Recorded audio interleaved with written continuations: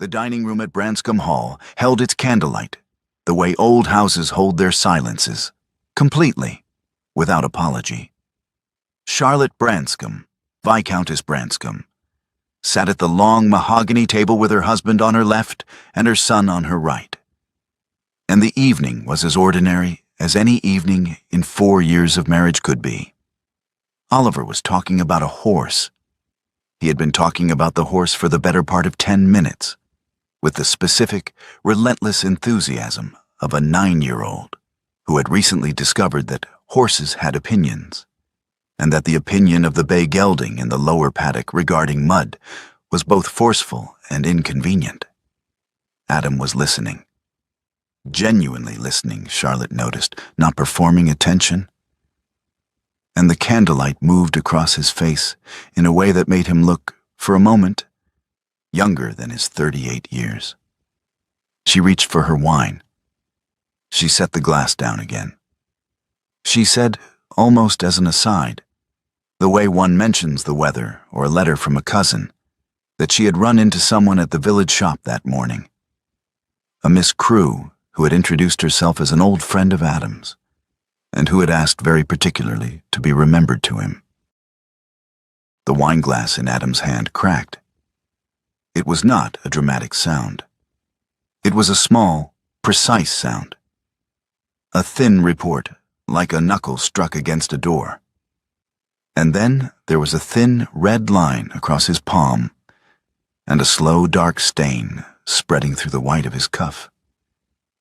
Oliver's voice stopped mid-sentence. Charlotte did not move. She looked at her husband's face, and what she saw there she had never seen in 4 years of marriage. Not guilt exactly, and not fear exactly, but something older than either. The face of a man who has been waiting, without admitting it to himself, for precisely this moment to arrive. "Papa," Oliver said carefully, "you've cut yourself."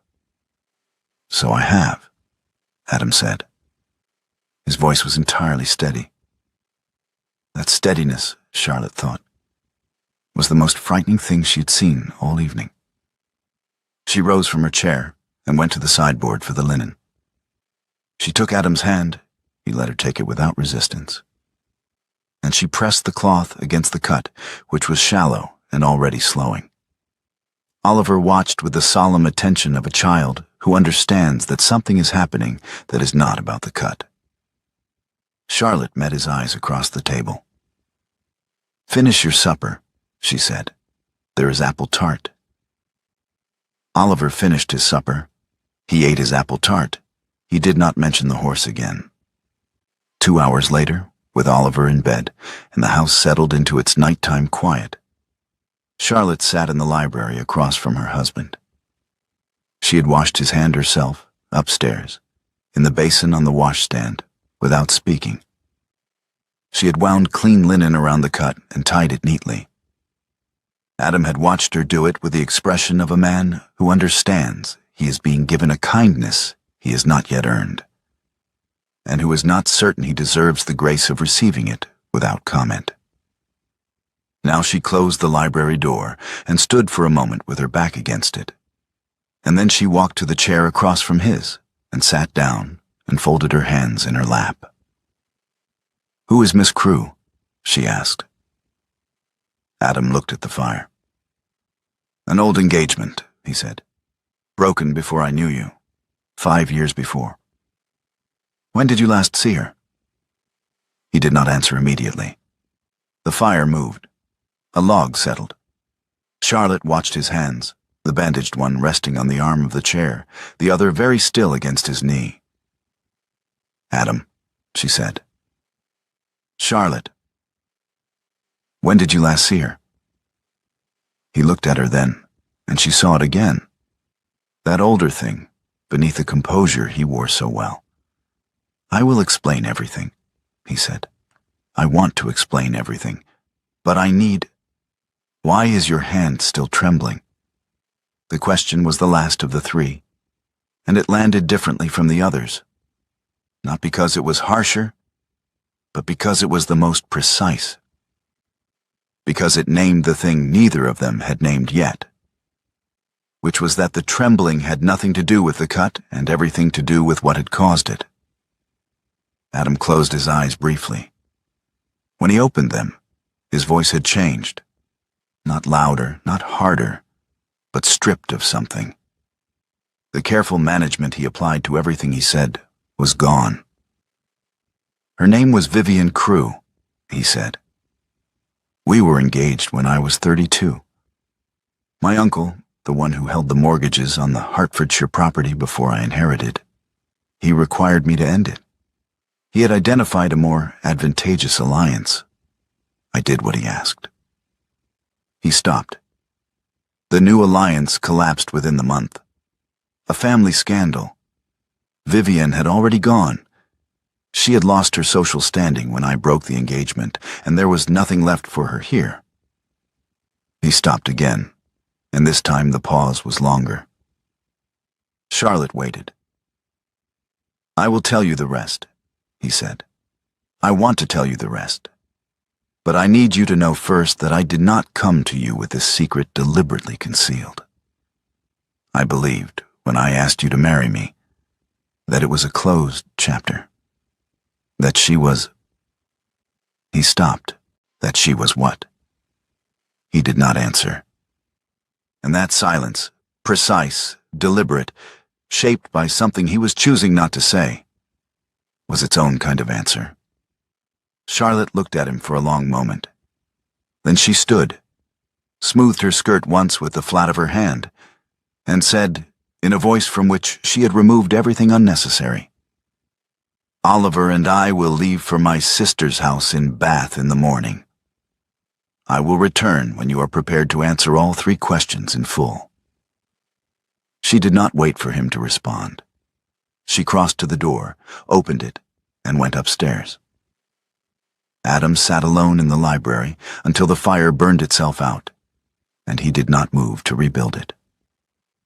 Vivian Crew arrived at Branscombe Hall the following morning at 10:30, while the dew was still on the grass and the gravel of the front drive had not yet dried from the night's rain. She was received in the front sitting room, because Adam had not thought quickly enough to refuse her, and because some part of him, the part that had been carrying the weight of what he owed her for 5 years, felt that refusing her would be one more act of cowardice in a long catalogue. She had not changed as much as he expected. She was 36, and the continent had given her something that English drawing rooms rarely produced. A kind of polished self-possession that looked like confidence, until you studied it more carefully and understood it was armor. She sat across from him in the chair Charlotte had occupied the previous evening, and she did not accept tea, and she did not observe the ordinary formalities of greeting. I will be brief, Vivian said. £10,000, and you will not hear from me again. I will leave England within the month. Your wife will never need to know the full extent of what passed between us, and your reputation will remain precisely as it stands. No, Adam said. Vivian tilted her head slightly, as though she had heard something mildly interesting. I beg your pardon? I will not pay another penny. He held her gaze. I have already given you more than any reasonable account of what I owe you could justify, and I gave it in secret, which was a mistake I will not repeat.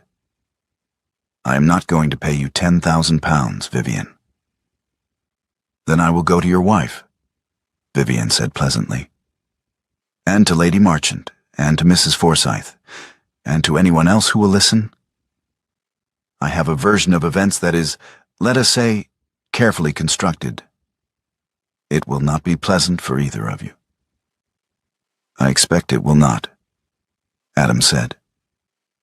Vivian studied him. Something shifted in her expression. Not surprise exactly, but a recalibration. She had come expecting the same man who had sent money through an intermediary 6 weeks running, the man whose silence had been purchased so easily because he was terrified of losing what he had built. She was looking at a different version of him now, and she was not certain yet what it meant. She smiled, a small, controlled smile, and rose from her chair. "I will see myself out," she said. When she was gone, Adam sat for a long time in the empty room. Then he went to the writing desk and took out paper and ink, and he wrote to Charlotte in Bath. He told her that Vivian Crew was alive.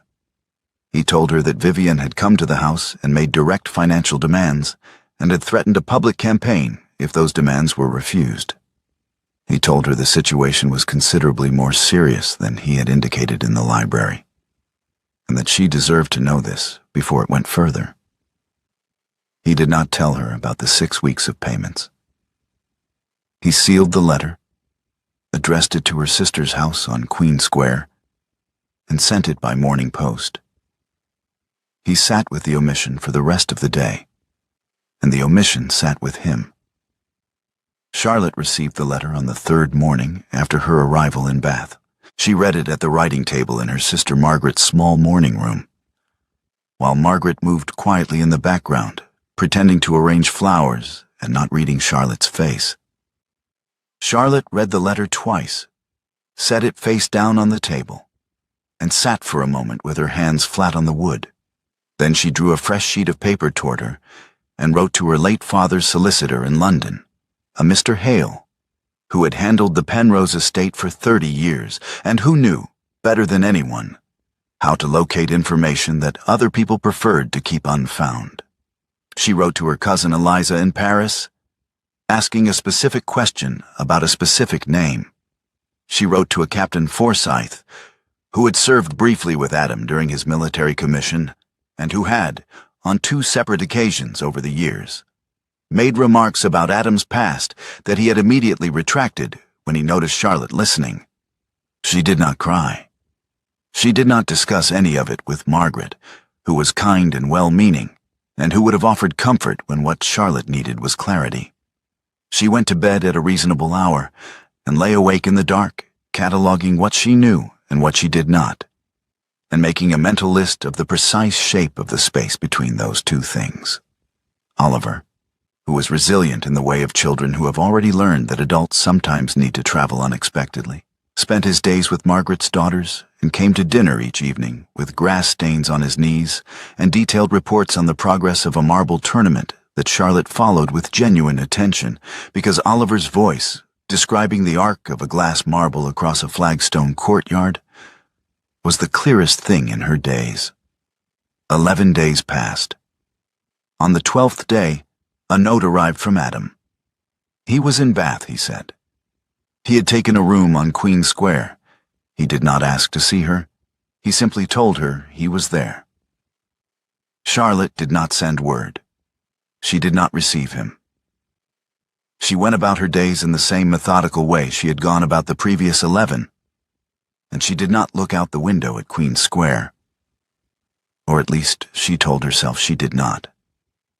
The following morning, a wrapped package appeared on Margaret's front step. Charlotte found it when she came downstairs before anyone else was awake. She had been sleeping poorly and had given up on sleep at 5:30.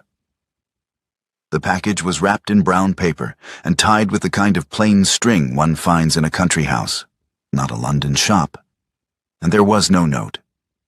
She unwrapped it on the step in the early gray light and found Oliver's book, the illustrated volume of natural history that he had been reading aloud to Adam on Sunday evenings for the past 3 months, which he had left behind at Branscombe in the hurry of their departure, and which he had mentioned twice since arriving in Bath with the particular restraint of a child who knows better than to ask for things during a crisis. Charlotte sat down on the step with the book in her hands. She sat there for a long time. The street was quiet. A cart went past at the far end of the square, and a pigeon landed on the railing and regarded her without interest. She looked at the book, the worn cover, the page corners Oliver had turned down, the small pencil mark on the illustration of the red kite that Adam had made one Sunday when Oliver was not looking, so that the boy would find it later and think the bird had been annotated by history. After some time, she went inside and called for her coat. She sent word to Adam's rented room, and they traveled to London together in a hired coach, sitting across from each other with the book on the seat between them and the Berkshire countryside, moving past the windows in the pale light of an early February afternoon. They did not speak much during the journey. There was a particular quality to the silence between them, not comfortable, not hostile, but careful in the way of two people who understand that what is said now will matter considerably, and who are each, in their own way, preparing. The coffee house near Lincoln's Inn was small and warm, and smelled of roasted beans and old leather. And the table Adam chose was in the back corner, far enough from the other patrons that a conversation conducted at a moderate volume would carry no further than the two people having it. Charlotte removed her gloves and ordered tea. Adam ordered nothing. "Tell me about the engagement," she said. He told her. He told her about Vivian, as she had been at 31, quick-witted, socially adept, someone who had made the best of a modest inheritance through a combination of intelligence and force of personality. He told her about the uncle, a man named Gerald Branscombe, who had held the family's financial future in his hands, and who had exercised that power with the comfortable certainty of a man who has never been refused. He told her about the morning he had gone to Vivian's lodgings and said what he had been told to say, and about the way she had looked at him when he finished. Not with anger, because the anger came later, but with a specific, clear-eyed recognition, as though she had always known that when the moment came, he would choose the path of least resistance. He told her about the year that followed, the failed alliance, the dispersal of the family money through channels that had nothing to do with him, the gradual understanding that he had destroyed Vivian's prospects for nothing. He told her about the reports from Florence 2 years later, a cholera epidemic, a list of English names among the dead that included hers, and the particular quality of grief that comes with a death you cannot verify, and a guilt you cannot discharge. "I believed she was gone," he said. "When I came to you, Charlotte, I believed that with complete conviction. I was not concealing a living woman. I was carrying a dead one."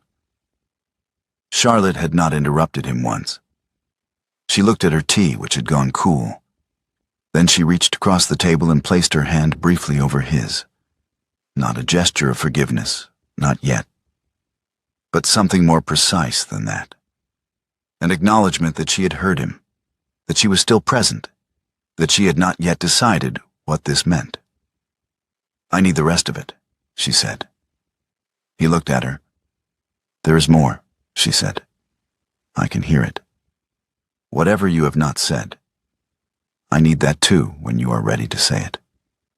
She returned to Bath the same afternoon. Adam went back to his London lodgings. And in the drawing rooms of Mayfair, where Charlotte's name was known and her position as Viscountess Branscombe carried the particular weight of a second marriage made well, Vivian Crewe was at work.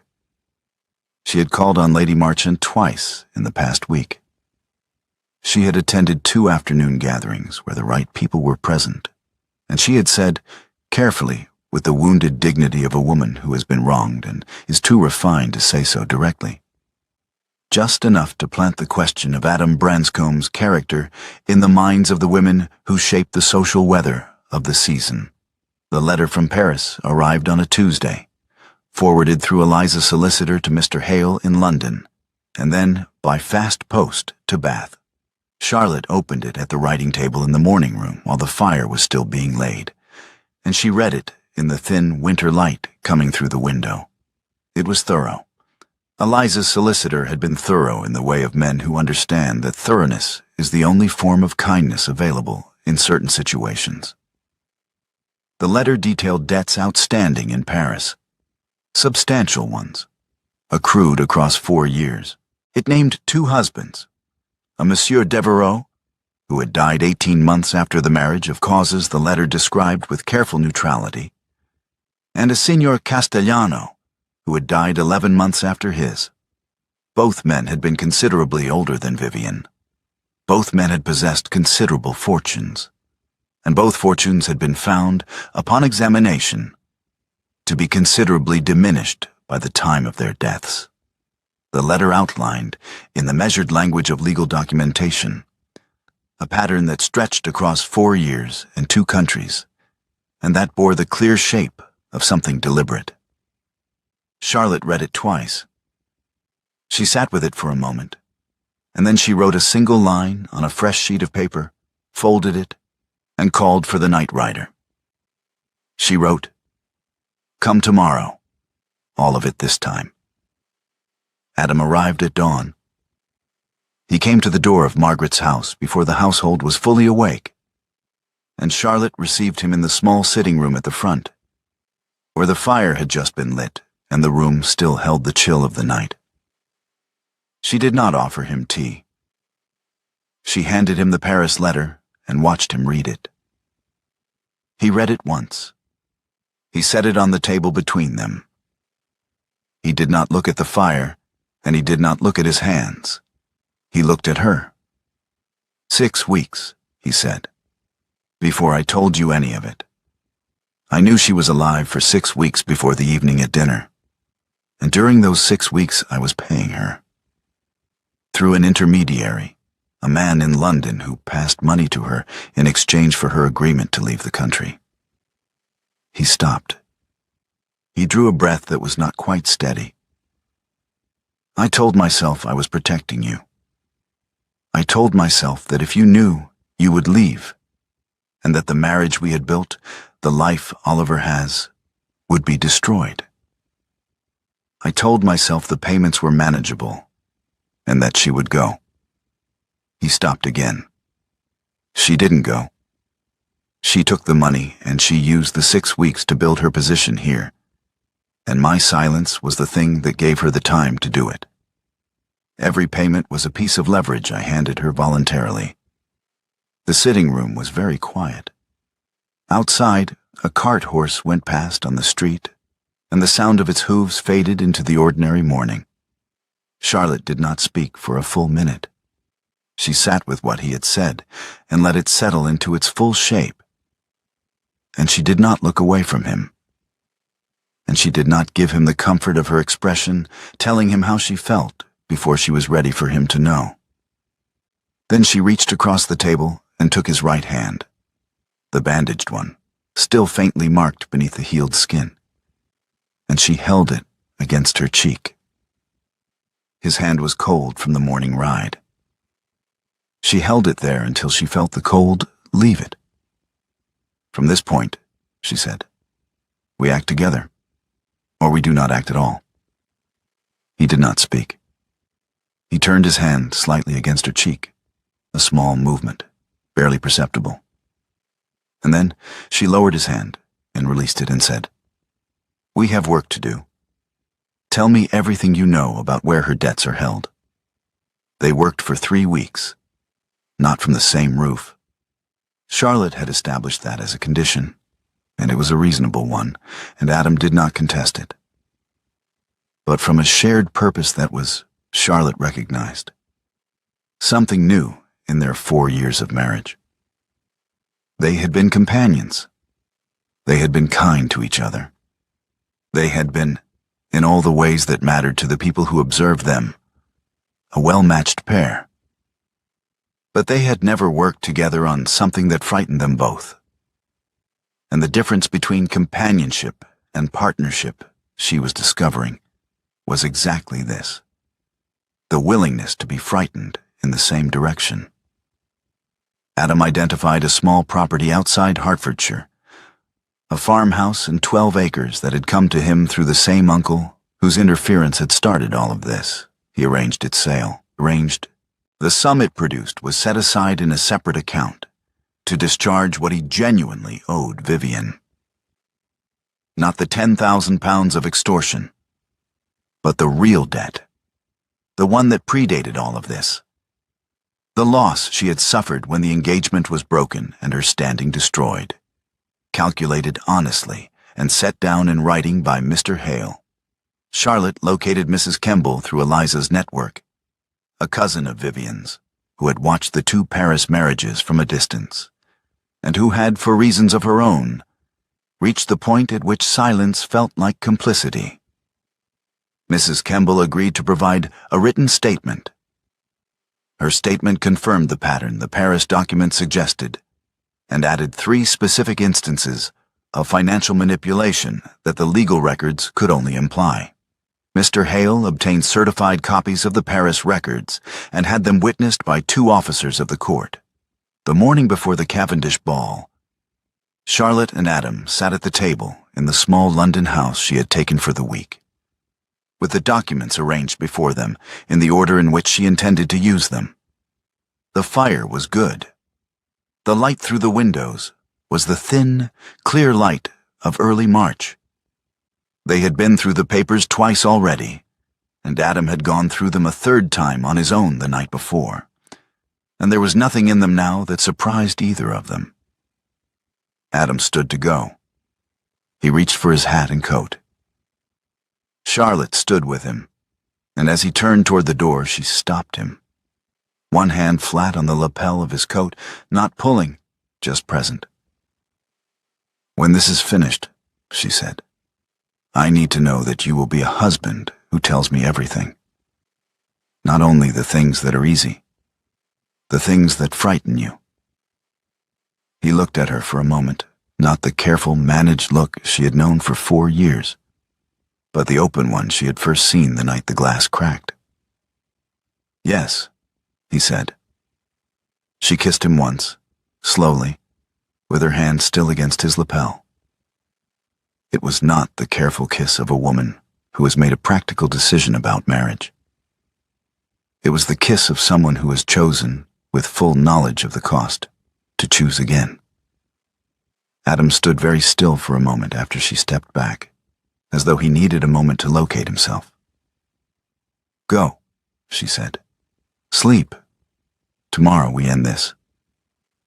He went. 2 days before the ball, word had come through Mr. Hale that Vivian had secured an invitation through Lady Marchant, and not merely an invitation, but a stated intention, communicated in the way that things are communicated in London drawing rooms, which is to say through a chain of whispers that arrives at its destination perfectly intact. She intended to make a declaration at the Cavendish ball. She intended it to be public, witnessed, and irrecoverable. Charlotte and Adam spent the day before the ball in the rented house, going through the sequence one final time. They decided what Charlotte would say, and in what order. They decided how to handle Lady Marchant if she attempted to intervene. They decided where Adam would be when Charlotte arrived, and how much time she would need before he crossed the room to her, and what his presence beside her would communicate to the assembled guests that words could not. It was during this afternoon that Charlotte found herself pressing her memory into service, reaching back deliberately for something solid. She remembered a morning 3 months before their wedding, when they had been sitting across from each other at a tea table in the Penrose drawing room, and Adam had set down his cup and taken her hand and asked her, quietly and without ceremony, whether she was certain she wanted to marry a man who had loved and lost someone. Not whether she was certain she wanted to marry him. But that specific question, phrased in that specific way, which told her that whatever else he was not a man who would pretend his past was simpler than it was. She had said yes. He had pressed her hand once and released it. She had said yes because she trusted him, and because Oliver needed a father, and because she was tired of being alone in the careful life she had built. She had not said yes because she was in love with him. She understood now, sitting across from him with the documents between them and the fire burning low, that the love had come later, slowly, without announcement, in the ordinary accumulation of 4 years of mornings and evenings, and a child's voice asking questions that needed 2 adults to answer. That evening, she wrote the key facts on a single card in her neat, precise hand. Adam read it once. He did not ask to change a single word. The Cavendish ballroom in early March was lit by 3 chandeliers at full capacity, and the light they cast was the particular, merciless light of a room that has been arranged for maximum visibility. The guests were numerous. The music was already playing when Charlotte arrived, alone, in pale green silk that she had chosen because it was the color least likely to be confused with anything Vivian Crew would wear, and because it was the color she had been wearing the first time Adam had looked at her across a room and not looked away. She stood for a moment at the entrance to the ballroom and found Vivian with her eyes. Vivian was near the doorway to the east corridor, speaking with Lady Marchant, and she had not yet seen Charlotte arrive. She was looking toward the far end of the room, toward the place where Adam would enter when he arrived. And her expression was the expression of a woman who has prepared thoroughly and who believes preparation is sufficient. Charlotte crossed the full length of the ballroom. She walked without hurrying and without hesitation, and the people she passed turned to look at her because there was something in the manner of her crossing. Not haste, not performance, but a quality of absolute purpose that drew the eye. By the time she reached the east corridor doorway, a loose circle of guests had formed nearby, drawn by the same instinct that draws people toward the edge of something about to happen. "Miss Crew," Charlotte said. Vivian turned.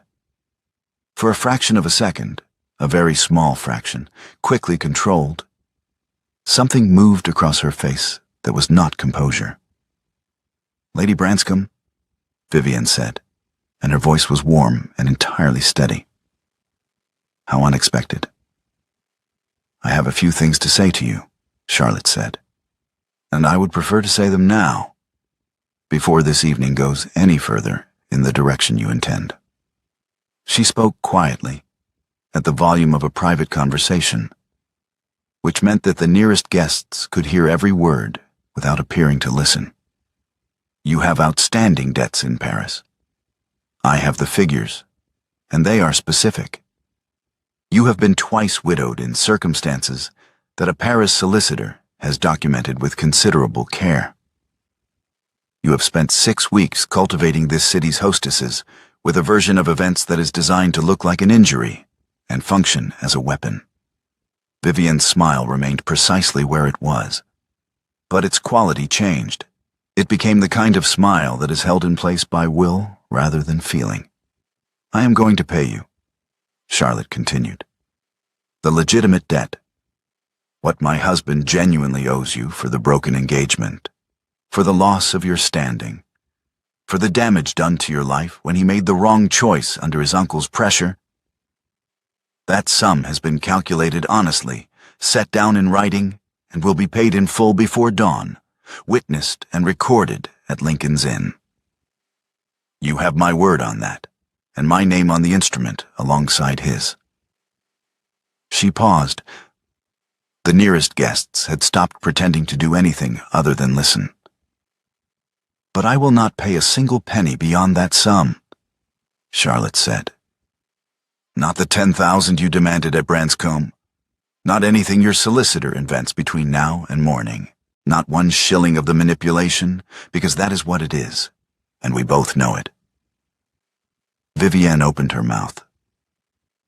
"I am not finished," Charlotte said, without raising her voice at all.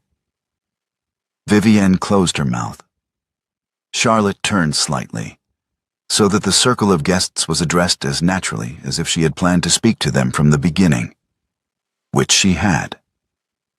"My husband was engaged to Miss Crew 5 years before he knew me," she said. "He broke that engagement under family pressure, and the damage it caused her was real. He made the wrong choice, and a woman's life was materially harmed by it.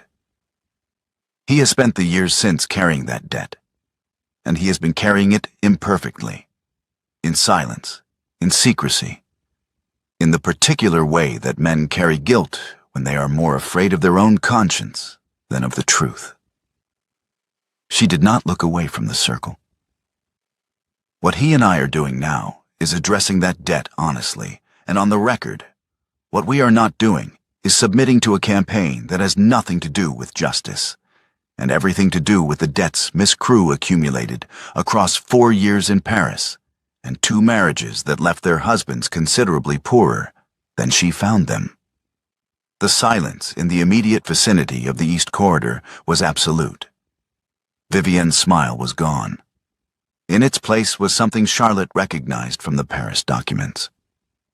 The expression of a woman who has been outmaneuvered and who is calculating rapidly whether there is a move remaining. There was not. Charlotte could see the moment Vivian reached that conclusion. Lady Marchant stepped forward. "Lady Branscombe," she said. "I must say." "Lady Marchant," Charlotte said, turning to her with the same unhurried courtesy she had applied to everything else.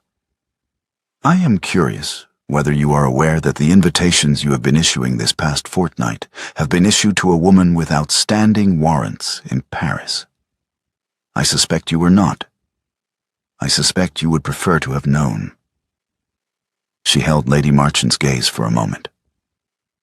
"I will leave you to consider what that means for the evening." Lady Marchant said nothing. Vivian Crew looked at the circle of faces around her. Faces that had heard everything, that would remember everything, that would carry what they had heard into every drawing room in London before the week was out. And she understood that the version of events she had spent 6 weeks constructing had been dismantled, piece by piece, in front of witnesses. She did not speak. She did not offer a parting remark or a final smile. She turned and walked toward the ballroom's main entrance, and the crowd parted for her, and she left. That was all.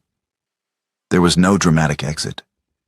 There was simply a woman who had come to destroy something and found it already built too solidly to fall, and who left because there was nothing else to do. Charlotte stood in the space Vivian had occupied and let the quiet settle. The nearest guests, several of whom she knew, several of whom she did not draw back from her. One woman, a Mrs. Alderton whom Charlotte had met at 3 separate dinners over the past 2 years, touched her arm briefly and said nothing, which said everything. From the far end of the ballroom, Adam heard the last sentence Charlotte spoke. He had arrived later than planned, delayed by a carriage problem in the Strand, and he had entered the ballroom already scanning for Charlotte, already moving toward the East Corridor because that was the plan, and the plan was all he had. He heard her voice first, not the words, but the quality of it.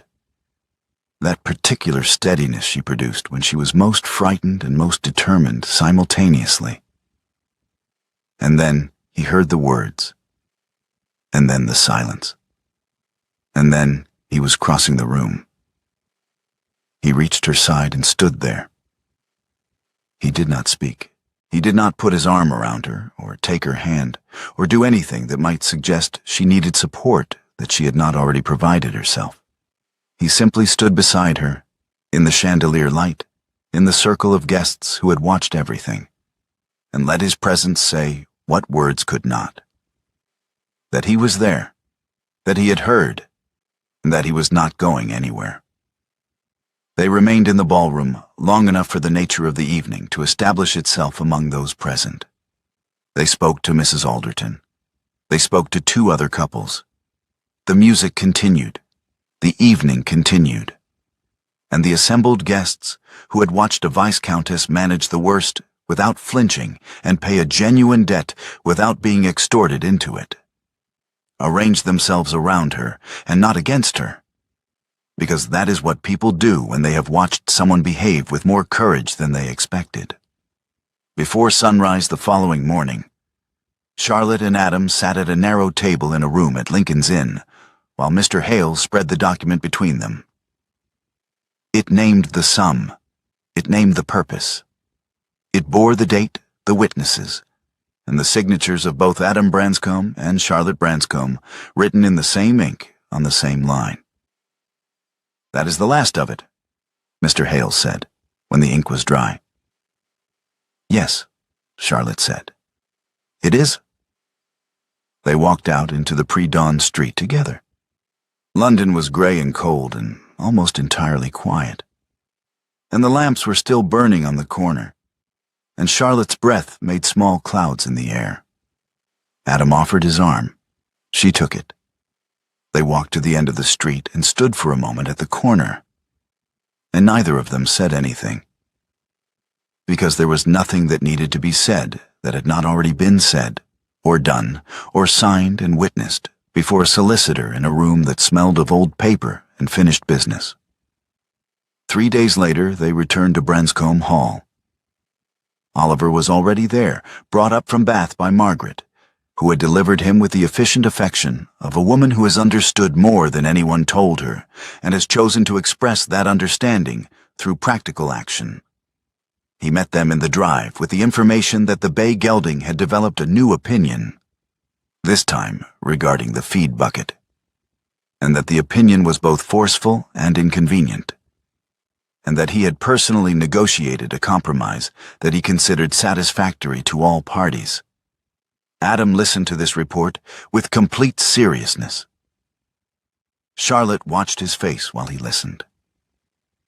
That night the library fire burned low and comfortable, and Charlotte sat at the desk with the household ledger and worked through the last of the London accounts, entering figures in her neat hand, drawing a line beneath the final entry. Adam sat across from her in the chair by the fire, reading or holding a book open, which was close enough. At some point the fire needed no more attention, and the ledger was closed, and Adam extinguished the lamp on the mantelpiece, and the room went dark except for the last of the coals. They went upstairs. The next morning came through the dining room windows in long, level bars of early light. The sideboard held a fresh jug of water and a small vase of whatever the kitchen garden had offered up to the cold. Nothing much, but present. 2 coffee cups sat on a single tray. The table was set for 3. Oliver's voice came from the corridor first, the particular caring quality of a 9-year-old who has not yet learned to modulate his volume before breakfast, asking whether it was time for his riding lesson, whether the Bay gelding's opinion of the morning was known, and whether someone had seen his left boot. Adam stood at the dining room window with his coffee and watched Charlotte and Oliver cross the lawn toward the stables. Oliver was talking. He was always talking. And Charlotte was listening, her head tilted slightly toward him. And the light was the pale, clear light of an early March morning that has not yet decided to be warm. The grass was still gray with dew. The horses were moving in the paddock. The day was completely ordinary. Adam set down his cup. He had not broken a glass in some time.